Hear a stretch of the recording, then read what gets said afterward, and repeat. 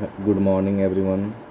आज का आपका जो मेंस की क्लासेस है, थर्ड मेंस की क्लासेस है, जिसके अंतर्गत आपका एंशिएंट हिस्ट्री के आर्यों की उत्पत्ति, उद्भव और विकास का आलोचनात्मक विश्लेषण करना है।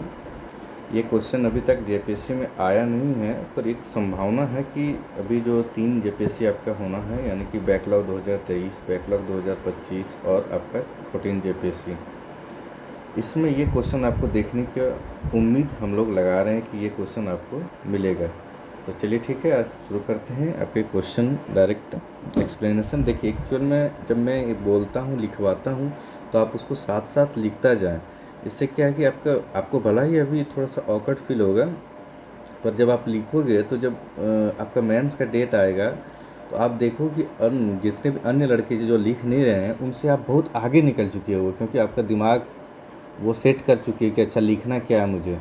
जैसे आप कोई बाइक चलाते हो तो आप ऑटोमेटिकली कहाँ पर गियर कम करना वो आपका दिमाग ऑटोमेटिकली कर देता है, आप थोड़ा सा इधर उधर भी रहते हैं। तो ये आपका मेंस राइटिंग प्रैक्टिस ये आपके लिए रामबाण होगा, बहुत ही फ़ायदेमंद होगा। चलिए ठीक है, क्वेश्चन को शुरू करते हैं।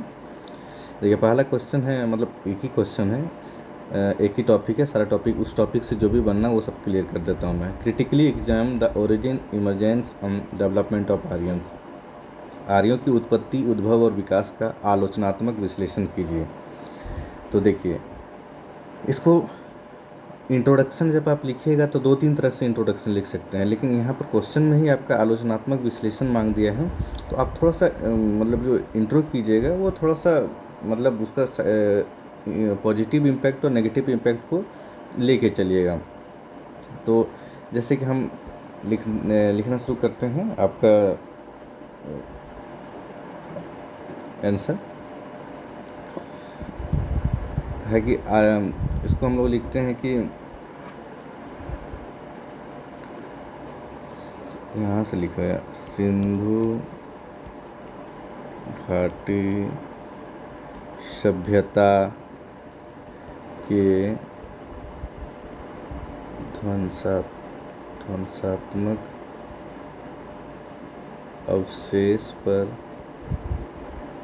अवशेष के उपरांत लिख दो, के उपरांत भारतीय उपमहाद्वीप में आर्यों की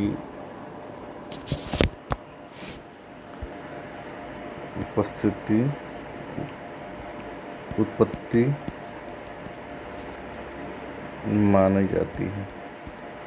ठीक है, ये आप छोटा सा जनरल इंट्रोडक्शन दे दिए आपने उसमें। अब उसके बाद है कि क्वेश्चन को डालिए कि क्या आर्य का जो उत्पत्ति है वो आपका विवादास्पद यानी कि उसमें कन्फ्लिक्ट है, तो आप यहाँ डालिएगा सेकंड में। आप जब लिखिएगा आर्यों की उत्पत्ति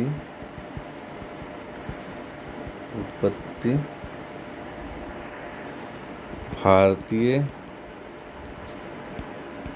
इतिहास के सर्वाधिक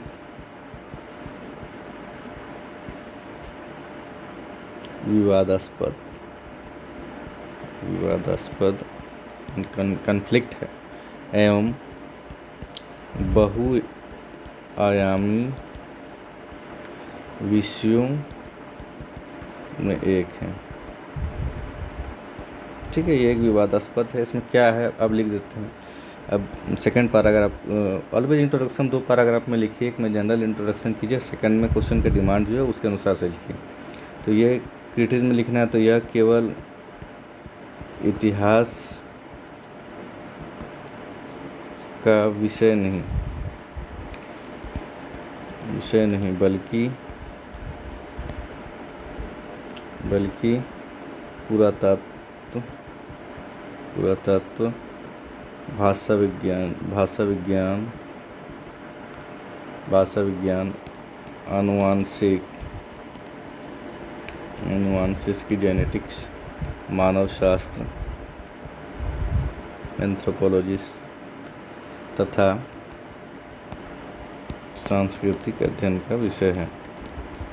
सांस्कृतिक कल्चरल अध्ययन का विषय सब्जेक्ट है। ठीक है, आपने ये डाल दिया कि इतिहास का केवल विषय नहीं है, इसमें आर्कोलॉजिकल, तो लिंग्विस्टिक्स, तो जेनेटिक्स या एंथ्रोपोलॉजिस्ट या कल्चरल एस्पेक्ट का विषय है। अब आर्यों के लिए तो ऋग्वेद को आर्य मानते हैं प्राचीन ग्रंथ, पर इसका कोई साक्ष्य नहीं है, तो आप उसको लिख सकते हैं या नहीं लिख सकते हैं। थोड़ा सा यहाँ पर इंक्लूड कीजिए कि अभी वर्तमान समय में क्या उत्पत्ति में चल रहा है, तो लिख दीजिए वर्तमान समय में। बाकी इसको मैन वर्डिंग भी आप लिख सकते हैं, चलिए ठीक है लिख देते हैं। वर्तमान समय में स्टेपी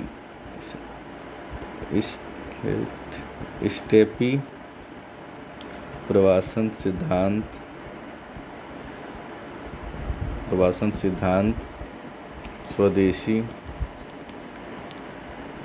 सिद्धांत तथा पुरातात्विक एवं अनुवांशिक शोध पे बहस चल रही है। अनुवांशिक शोध पर बहस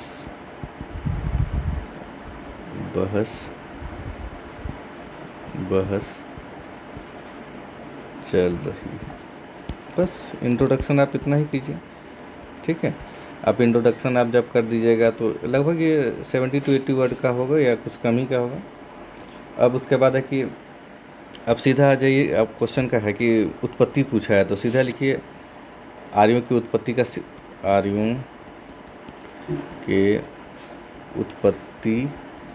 के प्रमुख सिद्धांत, राइट, प्रमुख सिद्धांत लिखिए। ठीक है, अब इसमें छोटा सा एक डायग्राम बना दीजिए क्या क्या है आपका, तो उसमें सारा सिद्धांत लिख लीजिए। पहला क्या है, स्टेपी प्रवासन सिद्धांत, यानी स्टेपी माइग्रेशन सिद्धांत आपका। ठीक है, पहला ये हो गया। दूसरा क्या है आपका, दूसरा है स्वदेशी आर्य सिद्धांत, स्वदेशी आर्य सिद्धांत हो गया। तीसरा आपका क्या है, मध्य एशिया सिद्धांत।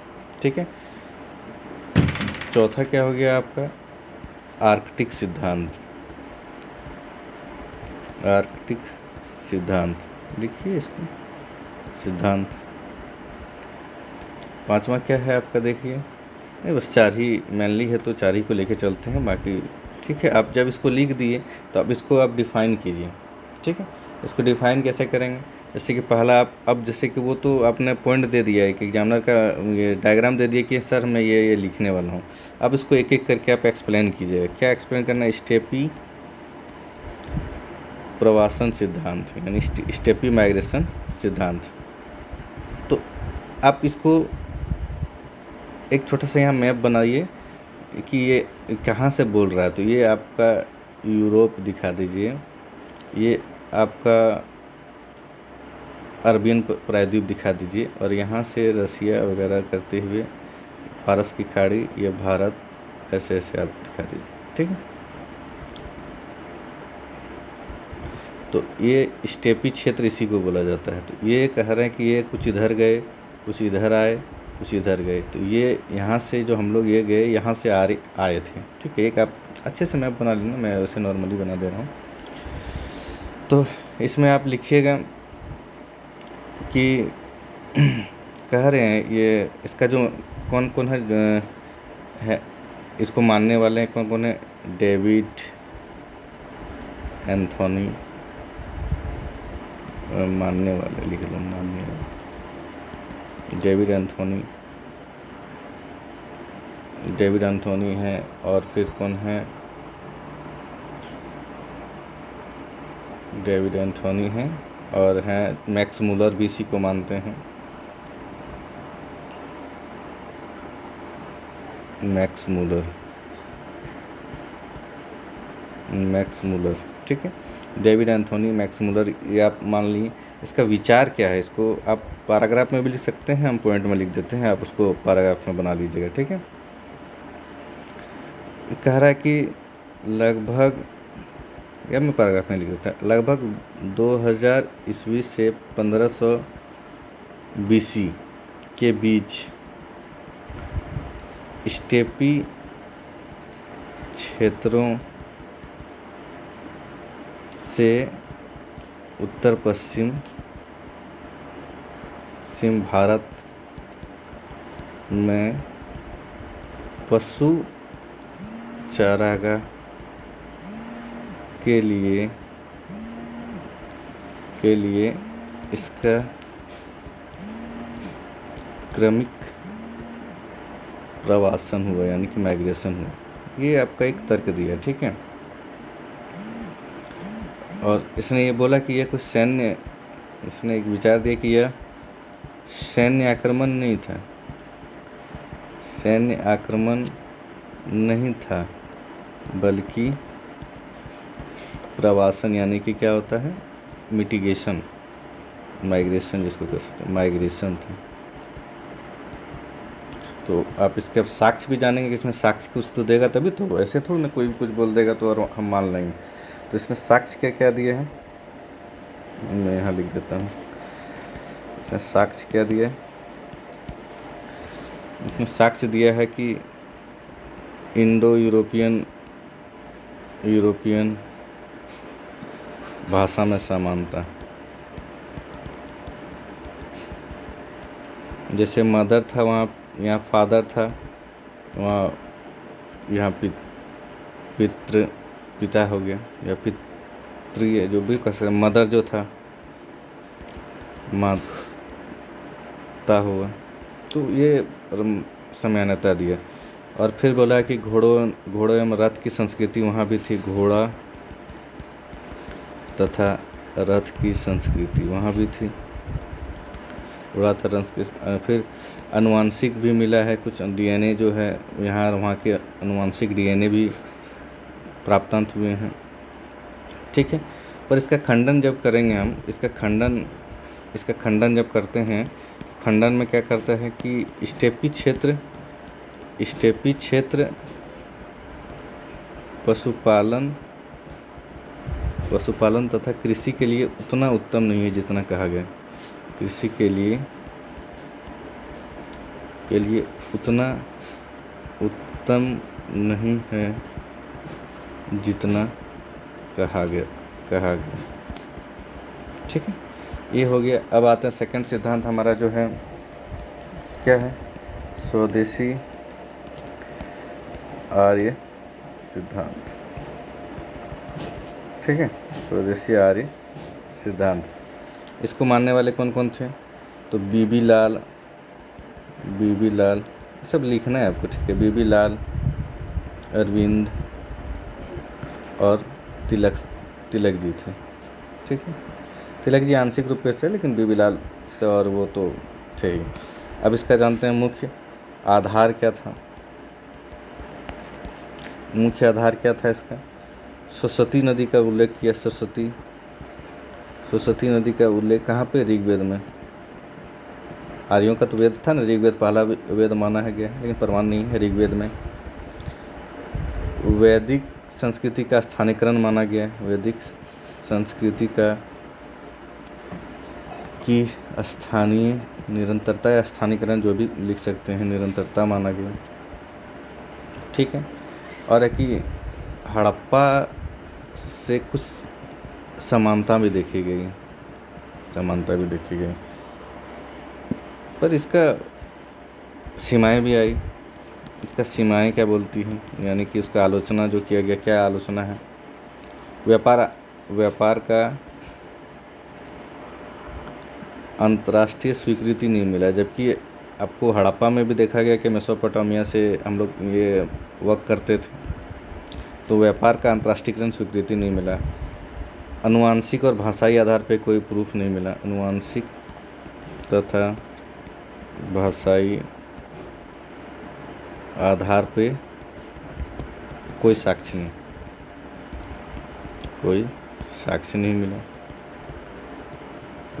मिला, ठीक है। अब हम लोग चले आते हैं, तीसरा जो सिद्धांत था आपका, तीसरा सिद्धांत क्या था, मध्य एशिया सिद्धांत। ये एक्चुअल में मैक्स मुलर का ही मेन था, मध्य एशिया सिद्धांत। इसी का अपग्रेड रूप है आपका स्टेपी सिद्धांत। इसमें आपको कुछ ज़्यादा पढ़ना नहीं है, बस थोड़ा सा जान लेना है कि इसको मध्य एशियाई वही भाषा के आधार पे माना था। इसमें भी लिख लीजिए मैक्स मूलर। इसी का अपग्रेड रूप क्या है, अपडेटेड रूप क्या है, स्टेपी सिद्धांत। ठीक है। अब एक और बच जाता है आपका आर्कटिक सिद्धांत। तो आर्कटिक सिद्धांत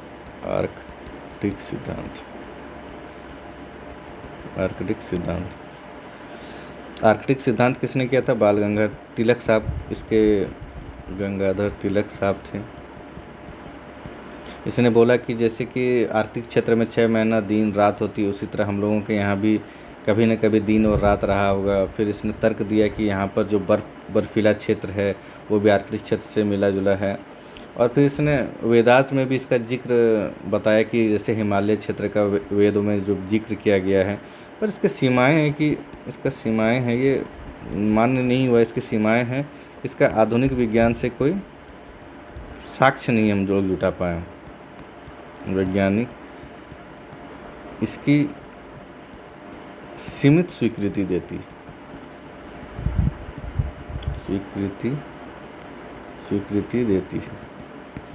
ठीक है, तो आपने ये सिद्धांत को समझ लिया। अब आप चाहते हो कि थोड़ा सा और आपका अगर बढ़िया बने आंसर राइटिंग, तो ऐसे एक बनाइए टेबल बनाए आपने। टेबल में यहाँ लिखिए सिद्धांत, यहाँ लिखिए आधार, अभी लिख लीजिए वर्तमान स्थिति क्या, लिख लीजिए। ठीक है, 1 नंबर आपने क्या पढ़ा? स्टेपी सिद्धांत। ठीक है, स्टेपी सिद्धांत का आधार क्या है? डीएनए, भाषा, लिंग्विस्टिक और आर्कोलॉजिकल पुरातत्व। ठीक है, इंग्लिश मीडियम वाला भी देखेंगे, बाकी इसका नोट्स में इंग्लिश मीडियम में भी दे दूंगा, जो कि मैं बता रहा हूँ आपको। ये सबसे अधिक स्वीकार्य है। अभी जब ये सब टेबल वगैरह आप बनाओगे तो ऑलरेडी आप समझिए कि दूसरे स्टूडेंट से आप 2-4 नंबर आगे बढ़ा हुए हैं। ठीक है, अब स्वदेशी जो है, स्वदेशी में क्या माना, इसका आधार क्या माना है? वैदिक साहित्य प्लस सरस्वती नदी का सिद्धांत। जो सरस्वती नदी वही वैदिक साहित्य और सरस्वती नदी का जो है, इसको भी क्या वर्तमान स्थिति क्या है, इसका हम लोग अभी सीमित समर्थन दिए हैं। ठीक है, अब हम लोग तीसरा चल जाते हैं, कौन सा है? Central Asia. इसी का अपग्रेड रूप आपका स्टेपी था, लेकिन इसको भी मान लेते, ये भी क्या माने हैं? भाषा के आधार पर माने हैं। और अभी इसको भी हम लोग संशोधित रूप को हम लोग दे दिए हैं, मतलब अपग्रेड रूप को स्वीकृति दिए हैं, अब संशोधित करके स्वीकृति दिए हैं। चौथा है आर्कटिक में वैदिक व्याख्या किया है, वैदिक व्याख्या। ये इसका जिक्र हमारा ऋग्वेद वगैरह में है, पर इसको अस्वीकृत है। इसको आंशिक रूप से स्वीकृति क्या, इसको अस्वीकृत है। सॉरी, ये आपको कभी भी ये ऑलवेज मार्क करना है, रोमन नंबर क ख ABCD यही सब मार्क करना है। ठीक है, ये आप टेबल एक बना दिए। अब हम लोग आगे हैं, उसके बाद हम लोग आर्यों का उद्भव जान लेते हैं। ये तो हम लोग सिद्धांत देखें कि उत्पत्ति के लिए क्या क्या सिद्धांत दिया गया है। अब आज सेकंड आपका जो है आर्यों का उद्भव क्या है? आर्यों का उद्भव के लिए 2 कालखंड हम लोग जानते हैं। एक कालखंड को हम लोग बोलते हैं ऋग्वेदिक काल।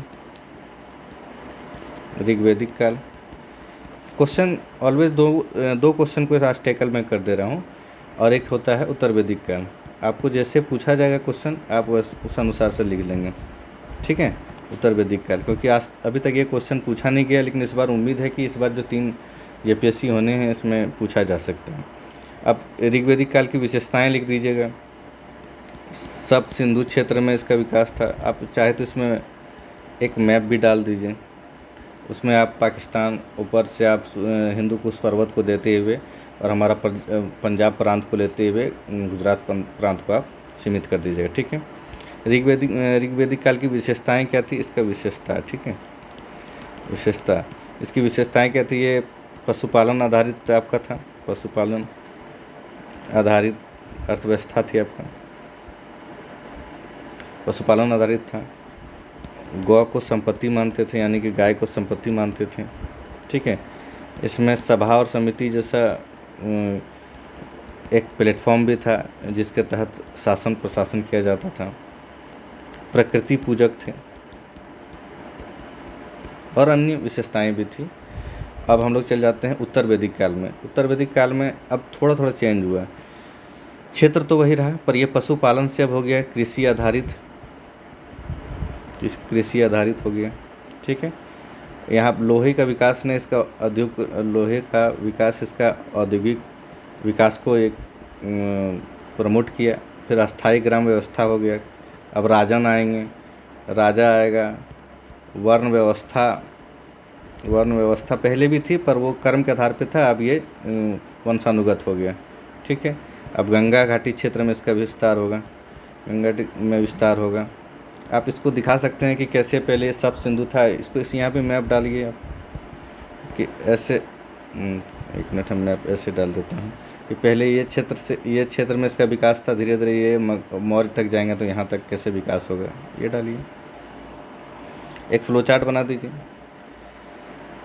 फ्लो चार्ट अब जब आप इसको लिखें हैं तो एक फ्लो चार्ट बनाना अच्छा रहेगा। मैं बना देता हूँ फ्लो चार्ट ऑलवेज वर्टिकल वे में बनाइए। अब यहाँ पर तो ज़्यादातर जनजातीय ही थे, तो जनजातीय समाज था। जनजातीय समाज ने क्या किया, कृषि का विस्तार किया। कृषि का जब विस्तार करेंगे तो क्या होगा, अस्थाई ग्राम होगा, जनपद आएगा तो फिर महाजनपद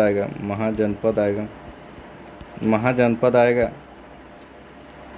तो फिर प्रारंभिक राज्य का निर्माण होगा। यहीं से मौर्य साम्राज्य या फिर जो भी है हरियंग वंश सबका ये चला गया। अब हम लोग इसका कुछ देख लेते हैं। अब इसका आर्यों का ये देख लिया, अब आर्यों का विकास देख लेते हैं। क्या देखेंगे, आर्यों का उत्पत्ति देख लिए, उद्भव देख लिए। अब हम लोग क्या देखेंगे, आर्यों का विकास। आर्यों का विकास में हम लोग उसका कौन कौन सा पहलू को जानेंगे, तो इसमें जानेंगे हम सामाजिक पहलू। आप इसका एक डायग्राम भी बना सकते हैं या नहीं भी बनाइएगा, लेकिन डायग्राम बनाइए क्योंकि डायग्राम आपका अच्छा नंबर देके जाएगा। सामाजिक पहलू, आर्थिक पहलू, राजनीतिक पहलू और सांस्कृतिक पहलू। यही चीज़ हम लोग देखते हैं कि क्या इसमें क्या स्थिति हो रही है और क्या विकास हो रहा है, सांस्कृतिक पहलू। ठीक है, social impact, economical impact, political impact और आपका है कल्चरल इम्पैक्ट। ठीक है, सांस्कृतिक धार्मिक को भी लिख सकते हैं पर वो सांस्कृतिक में ही आ जाते हैं, लेकिन ठीक है धार्मिक आप लिख दीजिए। ठीक है, अब आ जाते हैं सामाजिक। तो देखिए सामाजिक में आपका क्या क्या उस समय हो रही थी, समाज कैसा था आपका तभी, तो संयुक्त परिवार और प्रतिशतात्मक था। ये सबको आप पैराग्राफ में लिखिए, पॉइंट में नहीं लिखना है, मैं लिख दे रहा हूँ समझाने के लिए। आप अपने जब फ्रेम करोगे तो आप अपना अच्छे से कर लोगे। ठीक है, प्रतिशतात्मक था। वर्ण व्यवस्था का विकास था, जहाँ उत्तर वैदिक में कर्म आधारित था और बाद में ये हो गया वंशानुगत। शिक्षा के लिए क्या था, गुरुकुल मॉडल था। शिक्षा के लिए क्या था, गुरुकुल मॉडल था। ठीक है, आर्थिक क्या था, आर्थिक आधार क्या था, जब ऋग्वैदिक में आर्थिक चलेंगे तो पशुपालन था, बाद में ये क्या हो गया, कृषि। पशुपालन था, बाद में ये शिफ्टिंग हो गया किधर, कृषि की ओर। तो इसको लिखिए। ठीक है, जब कृषि होगा तो अधिशेष, यानी कि जब कृषि होगा तो मतलब उसका जो अधिशेष उसको हम सरप्लस कर सकते हैं। ठीक है, कृषि से यहाँ थोड़ा सा एक छोटा सा डायग्राम भी बना सकते हैं, बनाना है तो सॉरी फ्लो चार्ट बना सकते हैं। अधिशेष हुआ तो व्यापार हुआ तो फिर ये शहरीकरण और अंतर्राष्ट्रीयकरण का रूप लिया, ये आर्थिक कारण रह गया। अब राजनीतिक कारण हम जानेंगे, राजनीतिक कारण क्या क्या रहा है। तो राजनीतिक कारण क्या क्या रहा है, पहले राजा था, राजा राजन हुआ, फिर महाराज हुएंगे। ठीक है, महाराज होगा। ठीक है, सभा समिति था, सभा एवं समिति था, सभी का अपना जन प्रतिनिधित्व सुनने का एक व्यवस्था था। कर प्रणाली था, जिसको हम लोग बलि के रूप में जानते थे, ये 1/6 था। ठीक है, ये अब उसके बाद है कि आप आते हैं धार्मिक एवं सांस्कृतिक। धार्मिक ही पहले धार्मिक में क्या था, प्रकृति पूजक था, आप तो जान ही रहे हैं, प्रकृति पूजक था। यज्ञ की परंपरा थी, यज्ञ होता था, गाय को छोड़ दिया जाता था और राजसूय यज्ञ होता था। तो यज्ञ की परंपरा तो आपका आर्य से ही जुड़ा हुआ है। ब्राह्मण ग्रंथ था, फिर उपनिषद लिखने का शुरुआत हो चुकी थी। ऋग्वैदिक तो इसका आधार माना जाता है। कर्म तथा मोक्ष का सिद्धांत था, तो आप क्वेश्चन के अकॉर्डिंग आप जो है आप 800 वर्ड में लिखने के लिए इसे पॉइंट में भी लिख सकते हैं, ठीक है। अब सांस्कृतिक अब या कल्चरल एस्पेक्ट क्या था वो देख लीजिए। अब भाषा क्या था उस समय, संस्कृत मतलब संस्कृत भाषा यानी श्रेष्ठ भाषा। आर्य मतलब ही होता है श्रेष्ठ या भाषा। आर्य को भाषा के तहत से हम लोग जानते हैं, ठीक है, लिंग्विस्टिक मॉडल में। इसमें संस्कृत में क्या था, वेद उपनिषद सब शुरुआत हो चुकी थी, दर्शन संगीत और वैदिक साहित्य, ये आपका सांस्कृतिक एस्पेक्ट था, ठीक है। अब कि एक छोटा सा चाहो तो एक सांकेतिक मतलब पाई चार्ट टाइप का बना लो, उसमें डालो कि क्या क्या आपका रहा है मतलब इसके इवोल्यूशन में। तो हम लोग अभी तक क्या क्या किए हैं ये आपको बता देना है। तो 35% हम लोग मान सकते हैं अनुवांशिक DNA टेस्ट जो हम लोग कर रहे हैं उसके आधार पे हम लोग इसका साक्ष्य को मान रहे हैं, ठीक है।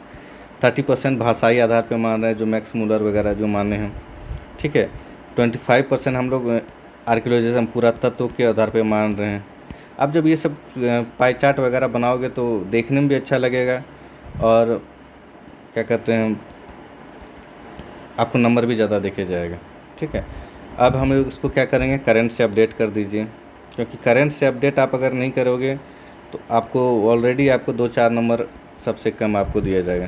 करंट से जब आप अपडेट करोगे तो क्या करंट अभी हड़प्पा आर्य का जो भी आएगा उसमें आपको राखी गढ़ी का DNA टेस्टिंग तो डालना ही है। राखी गढ़ी के DNA अध्ययन किया जा रहा है राखी गढ़ी में, जिसमें कि प्रवासन का सटीक आधार खोजा जा रहा है, आपको ये डालना है, ठीक है। अभी जैसे कि घग्गर या सरस्वती नदी जो है, इसकी भी पुरातात्विक खोज हो रही है कि क्या स्थिति था, उसकी क्या मान्यता थी और क्या उसका इम्प्लीमेंट था। NCERT जो भी नया NCERT जो हम लोग पढ़ते हैं, NCERT ने अभी जो पहले आर्यन इन्वेंशन थ्योरी था अब उसको चेंज करके क्या कर दिया गया है, इंग्लिश में लिख देता हूँ, आर्यन माइग्रेशन थ्योरी कर दिया है उसे, मतलब अपना ये चेंज किया है। क्यों माइग्रेशन मतलब प्रवासन, आर्य प्रवासन थ्योरी मतलब उसका उद्भव और विकास जो हुआ है वो प्रवासन से ही हुआ, ये NCERT मान रही है, ठीक है। अब क्वेश्चन ही था आपका आलोचनात्मक विश्लेषण, तो आपको आलोचनात्मक विश्लेषण करना है, मतलब क्रिटिज्म करना है, ठीक है। आलोचनात्मक विश्लेषण करिए। तो आलोचनात्मक विश्लेषण करेंगे तो आलोचनात्मक विश्लेषण मतलब ये होता है पक्ष विपक्ष या सकारात्मक नकारात्मक, जो आपको लिखना पसंद हो, ठीक है। तो पक्ष में इसमें क्या दिया गया है, आप इसको मानेंगे स्टेपी थ्योरी को ही माना जा रहा है, ये अपना पक्ष में दे रहे हैं। तो भाषाई समानता क्या देंगे, दोनों में भाषाई समानता, मर्डर मैटर बन गया, फादर फैटर बन गया, तो आपको ये चलना पड़ेगा, ठीक है। उसके बाद कुछ साहित्य भी मिला हुआ, अल्वेस्ता जग क्या था, वेद अल्वेस्ता जो था और यहाँ का जो आपका ऋग्वैदिक है उसमें बहुत सारा समानता पाया गया।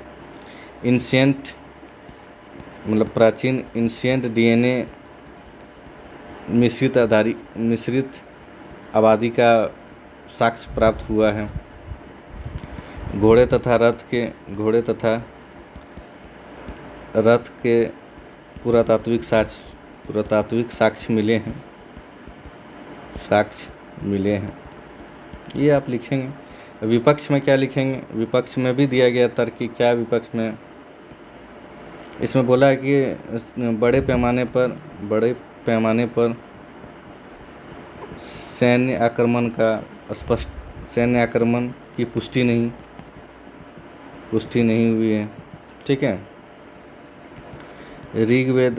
जो कि आर्यों का सबसे सबसे बड़ा वेद माना जाता है, उसमें मूल स्थान का स्पष्ट उल्लेख नहीं है। ठीक है। हड़प्पा एवं आर्य में क्या कहता है, निरंतरता नहीं दिखती है। मतलब वो ऐसा नहीं लगता है, एक क्रमिकता नहीं दिखती। दोनों एक जैसा लगे ऐसा कुछ आपका दिखते नहीं है। अब थोड़ा सा कुछ इतिहासकार का मत दे दीजिए, फिर निष्कर्ष हम लोग लिख लेंगे। इतिहासकार का मत दे दीजिए। क्या है इतिहासकार में? सबसे बड़ा आपको मानना होगा रोमिला थापर को। इसने एंशिएंट में बहुत काम किए हैं। इनका मत को ज़रूर पढ़ें, सभी में डालें। इसने बोला है कि आर्यों के आगमन क्रमिक संस्कृति है, क्रमिक संस्कृति का प्रवासन, यानी कि वही स्टेपी वाला ही माना है, संस्कृति का प्रवासन है। दूसरा, बीबी लाल माने हैं कि वैदिक संस्कृति का भारतीय जड़ों पर बल है। ठीक है, बीबी लाल जी ये माने हैं कि ये वैदिक संस्कृति है जिसका भारतीयकरण किया गया। अब फिर कुछ पश्चिमी इतिहासकार को भी जान लें। डेविड एंथनी जो बोलते हैं, वो बोलते हैं कि ये स्टेपी से ही प्रवासन है। इसी से प्रवासन के पक्ष में भाषाई एवं पुरातात्विक साक्ष्य ये माने हैं। तो आपको कुछ इतिहासकार का मत दे देना है। अब कंक्लूड कर दीजिए। मेन तो कंक्लूडन ही है। अब लिखेंगे कि निष्कर्षतः कहा जा सकता है कि आर्यों की उत्पत्ति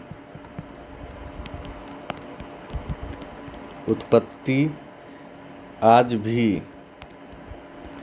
पूर्णतः निर्विवाद मतलब विवादों से पूर्ण मुक्त नहीं है। विवाद अभी भी बने हुए हैं, परंतु कैसे लिखा गया? उपलब्ध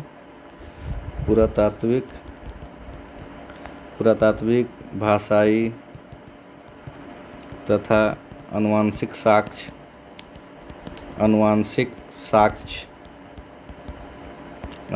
साक्ष्य यह संकेत देते हैं कि भारतीय सभ्यता का विकास स्थानीय तथा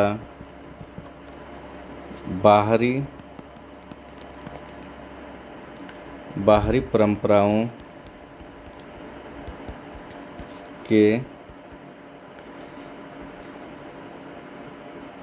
समन्वय से हुआ। अतः यह कह सकते हैं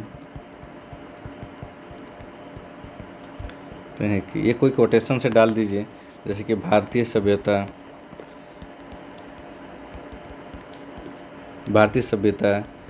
की वास्तविक शक्ति किसी एक नस्ल या समूह में नहीं, बल्कि विविध संस्कृतियों के समन्वय एवं सतत विकास की परंपरा निहित है।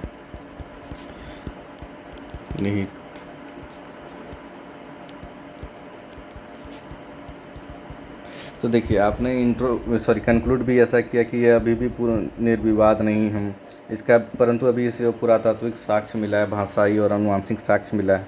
उसके तहत हम बोल सकते हैं कि यह स्थानीय और बाहरी परंपराओं के समन्वय से हुआ है। उसके बाद हम डाल देते हैं कि किसी सभ्यता का वास्तविक शक्ति कभी भी एक नस्ल या समूह से नहीं माना जा सकता है। यह विविध संस्कृति और समन्वय एवं सतत विकास की परंपरा निहित है। तो देखिए, आपने ये लगभग 900 से 1000 वर्ड में लिखा, मैं आपको लिखता हुआ चला तो ये आपके दिमाग में भी सेट होता चला गया। क्वेश्चन के अनुसार था जो आपका, उसके अनुसार से आपने पहले इंट्रोडक्शन दिया, एक आलोचनात्मक शैली में इंट्रोडक्शन दिया। इंट्रोडक्शन देने के बाद आपने उसको उत्पत्ति का सिद्धांत बताया, से उसका डायग्राम बना दिए हैं अपने स्टेपी, स्वदेशी, आर्य, मध्यदेशीय, आर्किटिक सिद्धांत, उस सारे को फिर आपने डिफाइन कर दिया। जहाँ मैप का दरकार है वहाँ पर मैप डाला, और उसके बाद क्या उसने विचार दिया, क्या साक्ष्य है और क्या उसकी सीमाएं हैं, उसका खंडन क्या हुआ है, वो भी आपने डालते गए। और कौन कौन इसके मत के मानने वाले, स्वदेशी भी वही किया आपने, मत को मानने वाला बताए, आधार बताए, सीमाएं बताएं। फिर मध्य एशिया सिद्धांत इसी का अपग्रेड रूप स्टेपी है, तो वो तो ठीक है, समझ में आ गया कि अब मैंने स्टेपी को ही डिफाइन कर दिया। आर्किटेक्ट सिद्धांत ये अस्वीकृत सिद्धांत है। फिर हम एक टेबल बना दिए जिसमें कि चारों सिद्धांत को हम अच्छे तरीके से दर्ज करा दिए। फिर आदियों का उद्भव के बारे में 2 तक है। ऋग्वैदिक काल जो है कि 1500 से 1000 BC तक चला है, और एक उत्तर वैदिक काल 1000 BC से 600 BC तक चला है। इसका भी जिक्र हम लोगों ने कर दिया। उसके बाद है कि मैप डालना है तो आप मैप डाल के थोड़ा सा और बढ़िया बना लें। फिर एक फ्लो चार्ट डालिए, कैसे जनजातीय समाज हुआ, वहाँ पर कैसे पशुपालन से कृषि तरफ शिफ्टिंग हुए। जब कृषि तरफ शिफ्ट होंगे तो अधिशेष होगा तो व्यापार होगा, राजा या जनपद आएंगे, उससे फिर महाजनपद बनेगा। ये प्रारंभिक राज्य की मूल्य विकास हुआ। फिर आर्यों का विकास के लिए जब हम जानेंगे तो सामाजिक आर्थिक राजनीतिक और सांस्कृतिक पहलू या धार्मिक पहलुओं के बारे में चर्चा कर दी है, सभी को अच्छे से डिफ़ाइन कर दिए। आप ये डिफ़ाइन करेंगे, उसके बाद आप करंट से ज़रूर अपडेट कीजिए। उसमें राखीगढ़ी का जो DNA अध्ययन हो रहा है उसको तो लगभग आपको सिंधु घाटी सभ्यता में भी डालना है, इसमें भी डालेंगे आप। घग्गर और सरस्वती नदी का पुरातात्विक साक्ष्य जो मिला है उसे भी डालेंगे। NCERT ने जो आर्यन मिटिगेशन थ्योरी डाला है, अब पहले आर्यन इन्वेंशन थ्योरी था जो उसका उत्पत्ति के बारे में था, उसको मिटिगेशन प्रवासन थ्योरी माना गया है, उसे भी डालेंगे आप। आलोचनात्मक विश्लेषण में आप पक्ष और विपक्ष दोनों डालेंगे। तो पक्ष में क्या है, भाषाई समानता है, DNA आधारित मिश्रित संस्कृति है, घोड़े और रथ की संस्कृति मिला है। विपक्ष में क्या क्या है, इसमें कोई युद्ध का प्रमाण नहीं मिला है, ऋग्वेद में इसका स्पष्ट उल्लेख नहीं है। हड़प्पा एवं आर्य निरंतरता क्रमिकता नहीं है कि हड़प्पा वहाँ जहाँ नगरीकरण सभ्यता थी, एक ग्रामीण सभ्यता थी, तो इसमें बहुत सारी अंतर देखने को मिला। तो इतिहासकार का मत जो है, रोमिला थापर बोलते हैं कि यह सांस्कृतिक प्रवासन है। BB लाल कहते हैं कि वैदिक सभ्यता का एक मतलब भारतीय जड़ है, मतलब भारतीय वैदिक सभ्यता का भारतीयकरण है। डेविड एंथनी जो पश्चिमी इतिहासकार हैं वो कहते हैं कि स्टेपी से ही प्रवासन हुआ है, ये भाषाई और प्रौद्योगिक साक्ष्य बोलते हैं। निष्कर्ष में आप उसका आलोचनात्मक निष्कर्ष कर दिए कि अभी भी ये निर्विवाद नहीं है कि ये कैसे हुआ है इस कार्यों की उत्पत्ति, पर उपलब्ध साक्ष्य के अंदर में भाषाई और आनुवंशिक साक्ष्य यह संकेत देता है कि यह एक मिश्रित संस्कृति रही होगी। और उसके बाद हमने एक और आलोचनात्मक दे दिया कि भारत कोई भी सभ्यता का है कि कोई एक नस्ल या एक समूह नहीं होता, बल्कि विविध संस्कृति के समक्ष सतत विकास की परंपरा है। इसका PDF हमारा टेलीग्राम चैनल पे मिल जाएगा, टेलीग्राम चैनल पे मिलेगा, जो है RK classes for JPSC and JSSC। इसका लिंक जो है आपको अबाउट सेक्शन में मिलेगा। अबाउट सेक्शन में जाके इसका लिंक मिल जाएगा। आप अच्छे से मेहनत कीजिए, देखिएगा कि अब हमारे द्वारा जो आपको क्वेश्चन डिटेल लगभग 200 क्वेश्चन को डिटेल में आपको समझाया जाएगा मेंस के अप्रॉक्स में। और अभी आप 3 मेंस जो होने वाले हैं उसमें भी देखिएगा कि सारा क्वेश्चन आपके इसी के पैरामीटर में आएगा, कुछ क्वेश्चन तो डायरेक्ट भी आएंगे। ठीक है, थैंक यू। अच्छे से मेहनत कीजिए, मैं भी मेहनत कर रहा हूँ, आप भी मेहनत कीजिए, लाइक कीजिए, सब्सक्राइब कीजिए और शेयर भी कीजिए। Thank you.